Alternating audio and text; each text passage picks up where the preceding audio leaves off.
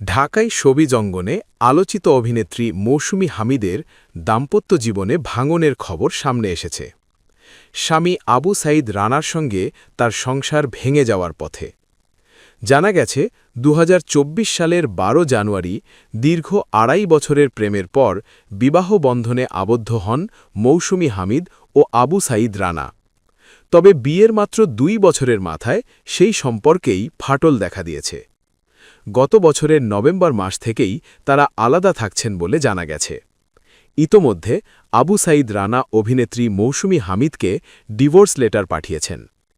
ঘটনার সত্যতা নিজেই নিশ্চিত করেছেন মৌসুমী হামিদ। এক খুদে বার্তায় তিনি জানান, বিষয়টি সত্য হলেও এ নিয়ে কথা বলার মতো মানসিক অবস্থায় তিনি এখন নেই। ঘনিষ্ঠ সূত্রে জানা গেছে, আবু সাঈদ রানার সঙ্গে এক তরুণীর বিবাহ বহির্ভূত সম্পর্কের অভিযোগ থেকেই মূলত তাদের দাম্পত্য জীবনে অশান্তির সূচনা হয়। বিষয়টি নিয়ে দুজনের মধ্যে দ্বন্দ্ব বাড়তে থাকে এবং এক পর্যায়ে আলাদা থাকার সিদ্ধান্ত নেন তারা।